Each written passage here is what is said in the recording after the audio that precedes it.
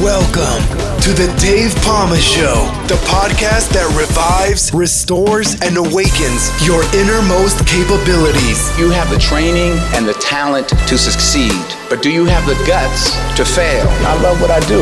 When you love what you do, you want to be the best at it. Today is about the power of you. You will change the world.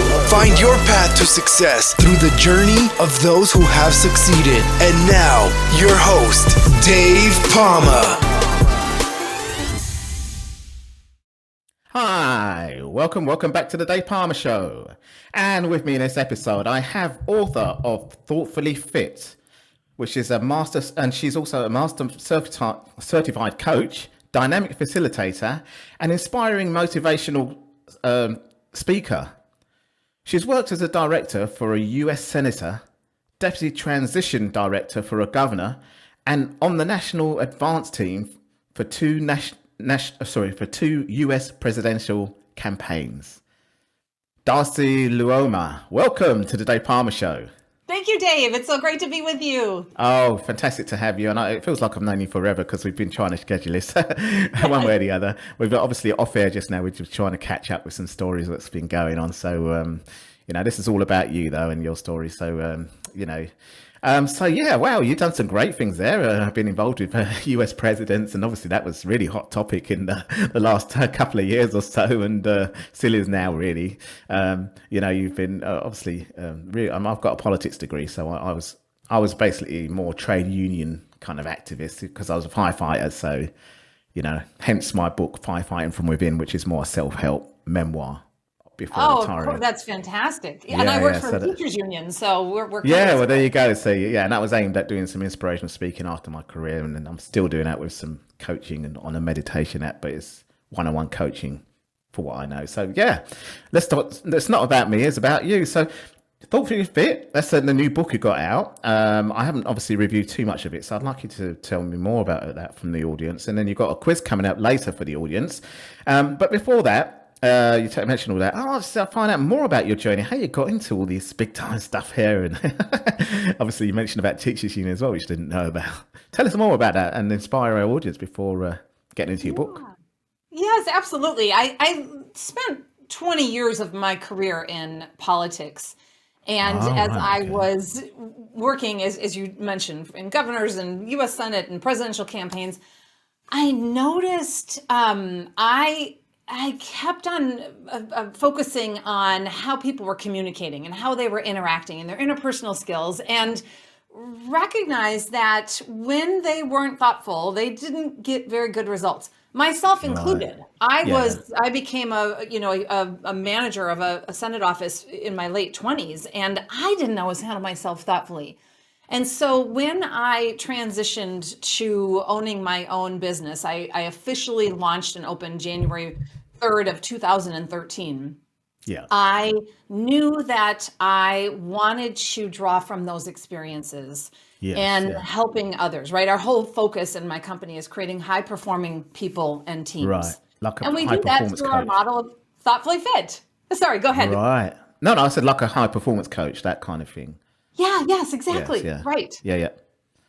So that led to the Thoughtfully Fit. That's good. So you was a teacher before, because you was a member of the Teachers Union. So I was trained in university to teach math, sixth through 12th grade. I think I was certified in German, K through 12th grade. And when I graduated... That's an unusual mix, isn't it? I know. Usually math goes with like science or something like that, or computers, No, very strange. Yeah. I did my student teaching, and then when I graduated, I got hired to work for the Teachers Union to do training teachers to be able to lobby the legislature to advocate for more funding for public schools. It's a bit like me then, yeah. That's what got me into the political realm. Yeah. That's why I took the politics degree. It was really because I was an activist with the Fire Brigade Union, and the degree came. They sponsored me, both them and my employers. So it was like, wow, okay. And then, I didn't get a full sponsor, but I was obviously doing some stuff that was kind of like HR was okay about. So just went out there. And so that was pretty interesting. Whether I had the degree or not, it just enhanced what I was doing. But yeah, so basically, so that's right. So that helps really to know about that. So then, how did you step into the politics world from there? Because obviously, U.S. governor and presidents, that's huge. Yeah, so I was working in government relations for the teachers union, and that was the bridge to doing national campaigns, because the president would come to Madison, Wisconsin, where I was living, and I would be assigned to set up all of the logistics, the press, the site, build a crowd for these rallies. And that is really what then created the pathway to working in national advance. I worked on you may remember the presidential recount, the Bush versus Gore. I was down in Florida on the front lines for 38 days, counting hanging chads and organizing count every vote rallies. And it was insane, Dave. Yeah, it was insane. Yeah. Wow, I can imagine. I mean, I've never got that. I mean, I've met politicians, serious ones from the UK, and I even rattled one of my, heckled one of my prime ministers before with the leader of the Fire Brigade Union because of the Iraq War and stuff like that was going on. Because obviously we was thinking it shouldn't have gone ahead, so Tony Blair had a good. I ended up in the front page of the newspaper, together with the leader of the trade union. He wasn't at the time, but he is now. Oh, it's terrible. Wow. It's good, really. Intense times. Yeah, and when the Iraq War was starting, I was working for our U.S. senator, and we had protesters coming into my office, hundreds of protesters for an office that was like designed for 8 people, right? I mean, it was not a huge office, and they were staging die-ins, and that's where I was on the front lines of really watching how people were communicating and how effective they were at being able to advocate for whatever it is they wanted. In that case, it happened to be political change, but also just, how thoughtful are you in responding to an email when you feel caught off guard? Or when you're defensive, or how effective are you to have a healthy, positive conflict with your team? And this isn't something that people are naturally good at, right? They're good at the technical expertise of being a lobbyist, being a politician, being a doctor, being a lawyer, being a teacher, whatever it might be. That's right. Yeah. And so that's why I really became passionate about helping people to get back to doing what they do best, right? Be able to focus on that instead of having to clean up the mess from overreacting or silently stewing. That gets in the way of them being able to focus on what they do best. That can happen, actually, and it does happen sometimes. But I think what tends to happen is probably like yourself, you were moving into this work rather than teaching, that they get more full-time in the activism stuff in the end, or the politics side, rather than staying on the front line and doing this specific role there. Talk to the teachers union. It's the same as the UK and the US. It's a very strong union. And you always hear them at the forefront of a lot of stuff and causing disruptions and stuff like that. I don't like to call it disruptions. Obviously, it's for a good cause, but you do get complaints saying, "Oh, well, yeah, but you've ruined our kids' kind of blah blah blah." But some of it's for the best, especially now during the coronavirus. I mean, the teachers are at the forefront of some of the stuff they have to go through. As frontliners, it's for the first time, you really hear more about doctors, nurses, and teachers, more the kind of like soldiers of all this kind of stuff going on, rather than the military and police and firefighters, really. So absolutely, and even the carers, and stuff like that. They were really more looked at as the heroes, kind of thing, really. But no, I see your point there anyway, without sidetracking and digressing too much, where people should still stay focused on their roles. And it leads really, more into what we're going to talk about now, which is your book, Thoughtfully Fit. And it's quite fittingly for me, because I've always been into my fitness. I was an athlete, a track athlete at the same, and I before as a kid, I married it together with my combined it successfully together with my firefighting functional role as well. So I did stay functional fit for my firefighting role because I had to. in line with what you're saying is like, stay focused on what your main thing is, but it worked complemented. So, even though I did the Olympic trials, my mind was back at work, and the stuff that's going on, even when we had some conflict to deal with as well. So fitness has always been my thing. And that's why I thought, yeah, you'd be a great person, and coaching and stuff like that, which is kind of what I'm doing, similar to you now, So tell us more about that transition, going into the fully fit side after. Yeah, that was, I'm also have been a lifelong athlete and also did track. And yeah, I think I saw something about it. Yes. What did you do actually? So I did cross-country running, cross-country skiing, and track and field were it's like biathlon. Yeah, and now for the last 23 years, I've been doing triathlons and marathons and cyclocross. Yeah, there you go. And so that was the inspiration for designing the Thoughtfully Fit model. So if you want to, if you're physically fit, every movement's easier, whether you're an athlete or whether you just want to be able to take the stairs when the elevator's out, or you just doesn't matter if you're a couch potato. Yeah, you just the first step is to get moving. Yep. The same model applies. Yep. It's like that. And really. so those principles, you have to train and practice to be physically fit. In the same way, if you want to be thoughtfully fit, you want to handle yourself thoughtfully when there's adversity, when there's crisis, when you are caught off guard. Yes. You need to train and practice. You can't, it doesn't just naturally happen, right? No. So that's what the basis is for Thoughtfully Fit and for the book that I designed. And what I found, Dave, is that I've been coaching thousands of hours, hundreds and hundreds of clients over the last 15 years, and they all have similar hurdles that get in the way of being high performing.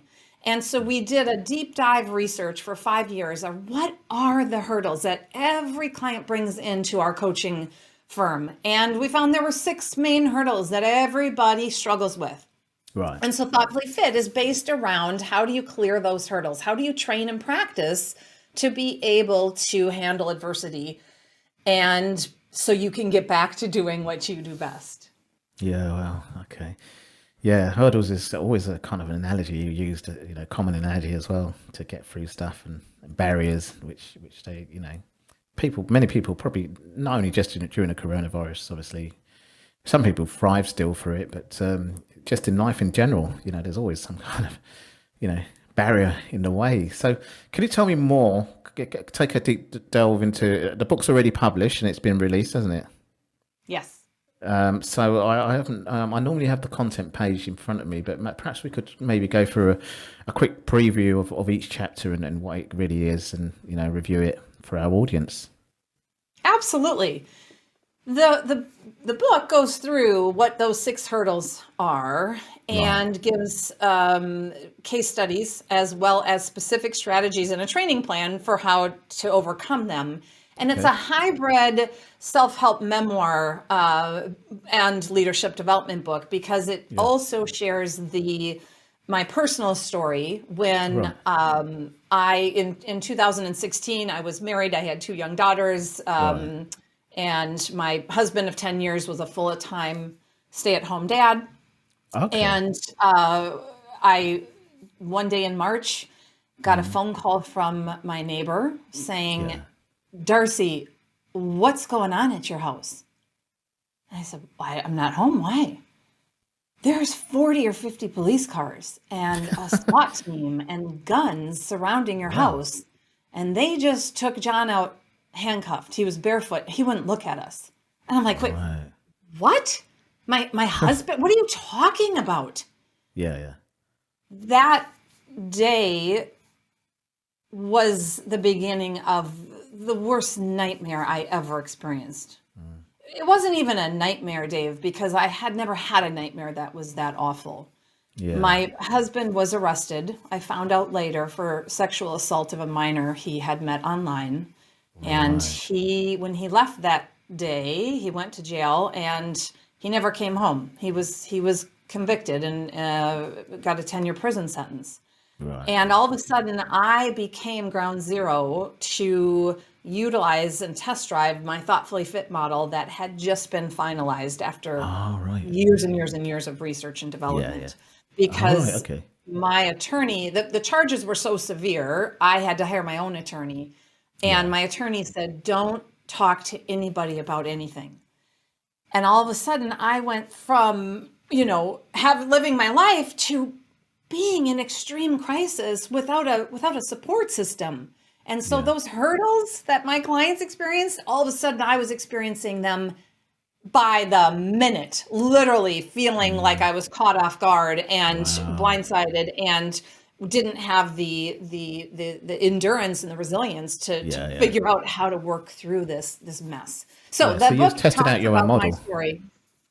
Sorry, go ahead.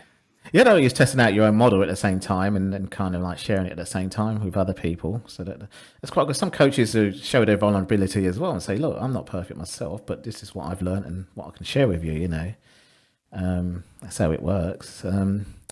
So let's go into the 6 hurdles anyway. I don't want to go more into the story about what's happened now. I mean, I'm sure now it's over the 10 years and you've got back your life to where you want it now and everything. So it's not been more than 10 years. And I've been working very hard and my daughters have been working very hard to create our new life. Right, I see, yeah. And not have, this hurdle, this adversity shut us down.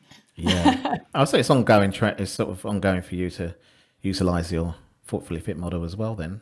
Yeah, I use it every day. Exactly. So let's go through the hurdles and perhaps you could even give us examples of how you use it yourself.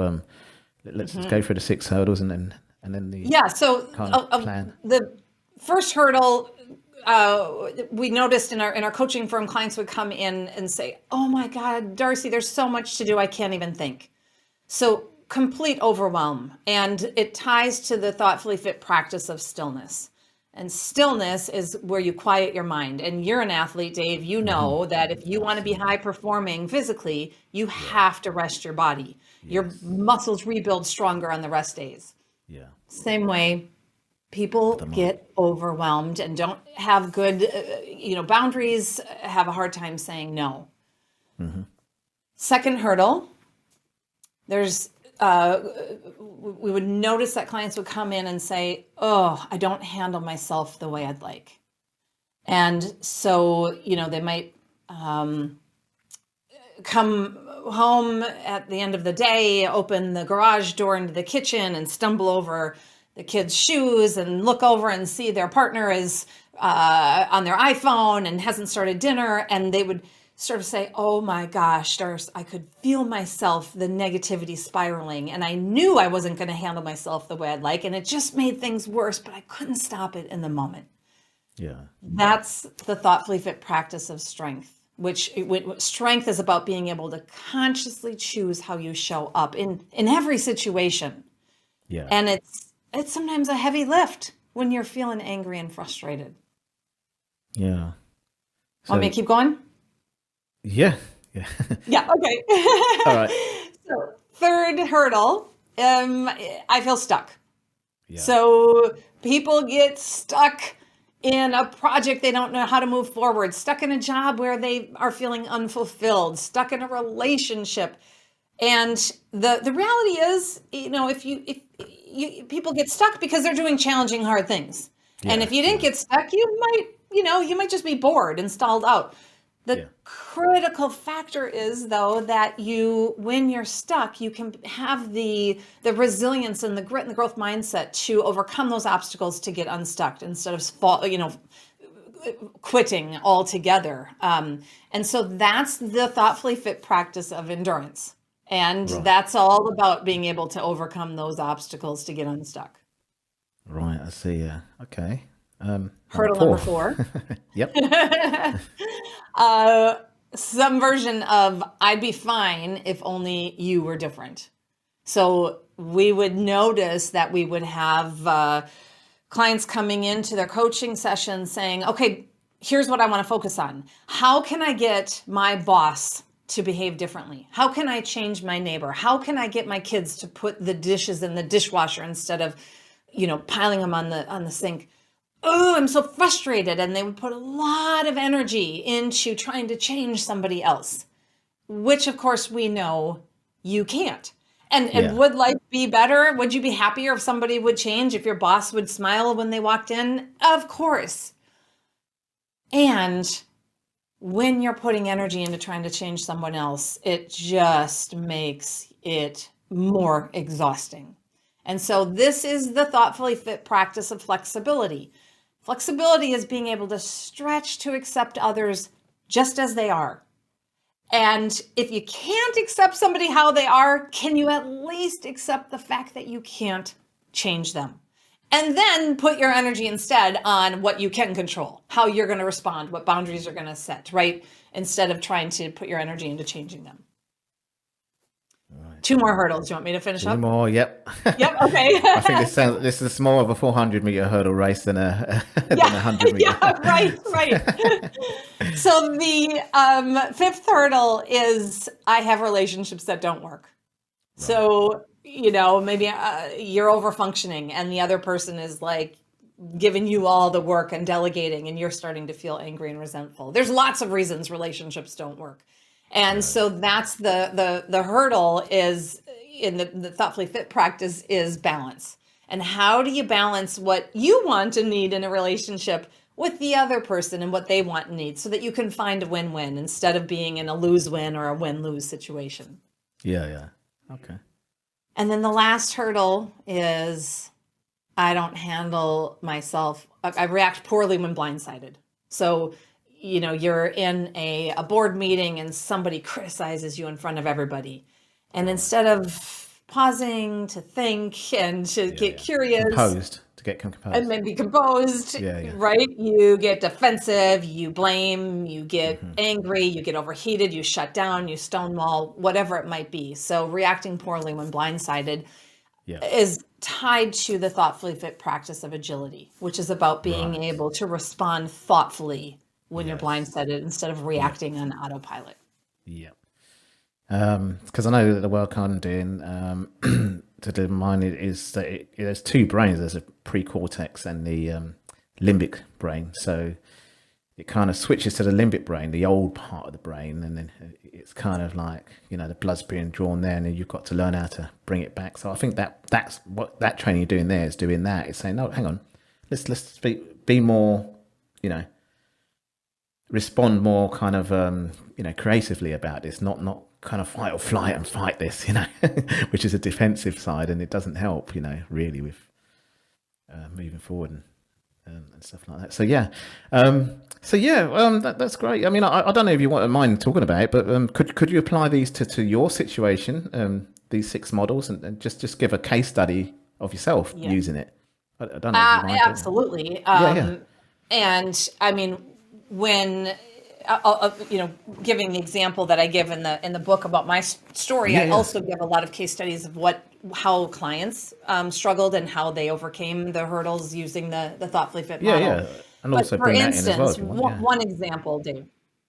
After my husband was arrested, a couple days later, I had a woman call who was a mom. Her daughter went to school with my daughter, and she called me and she said, "Darcy, I need to know, did you have anything to do with this?"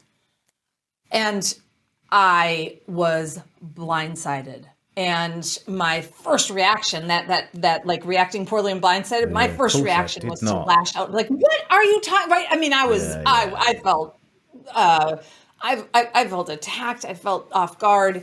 Oh, it's an odd thing to say to someone, though, isn't it? Oh, it was, and it even never dawned on me, Dave, that somebody would have thought I had anything to do with this. Yeah. And so at the core of the thoughtfully fit model, no matter what the hurdles are, at the core, there's 3 simple steps. So just like if you're an athlete, no matter what sport you're doing, or no matter what, how you want to be able to put your own suitcase up on the overhead bin, whatever you're doing physically, if you have a strong core, it's going to be easier and you're less likely to get injured. In the same way, the core of thoughtfully fit is where you focus on what you control and what your choices are. And you do that through 3 simple steps. They're not always easy, but they're simple. Pause, think, and then act. Yeah. And so in that moment, you say, share an example.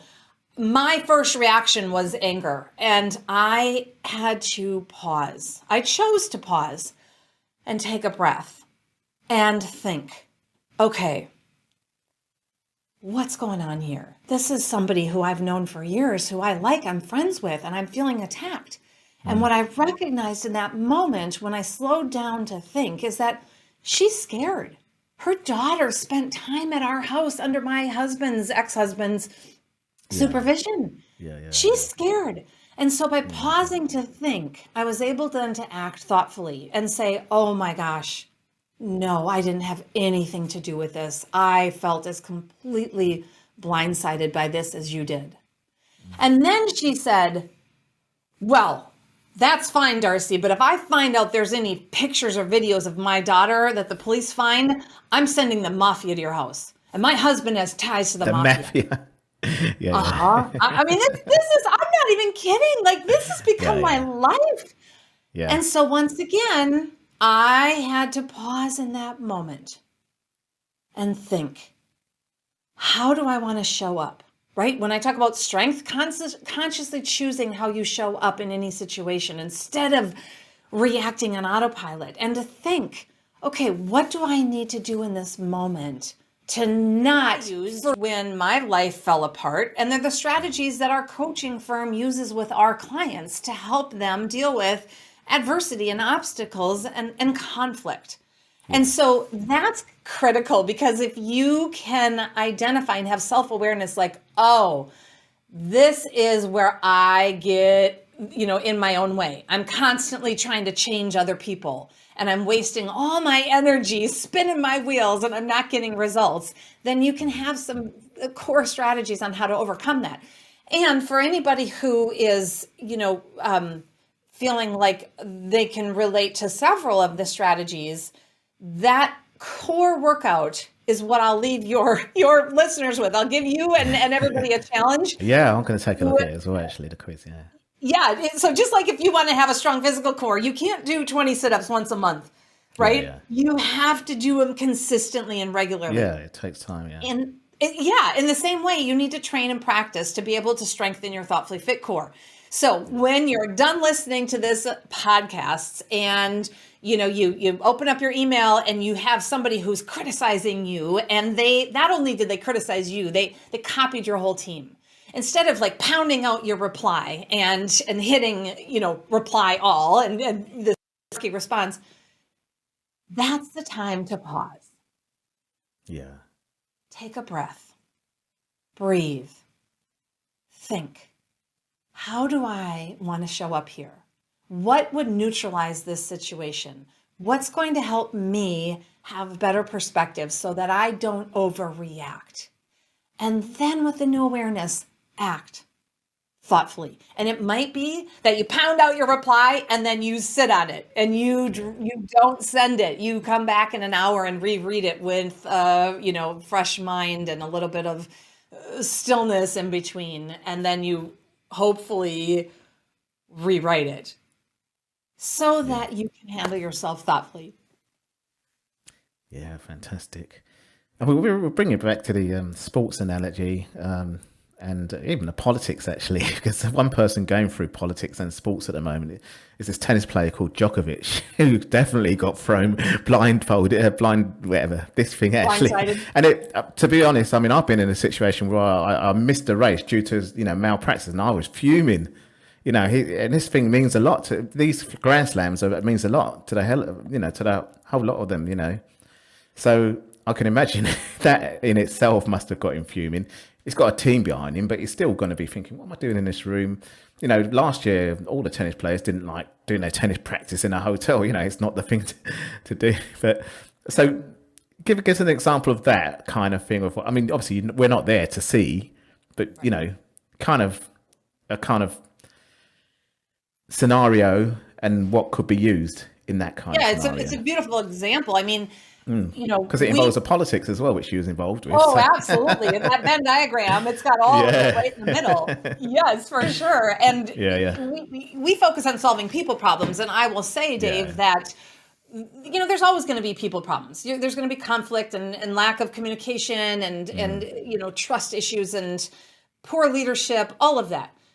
The pandemic escalated the people problems that were already there, that maybe were latent or maybe weren't, right? And that's a great example of what's going on now.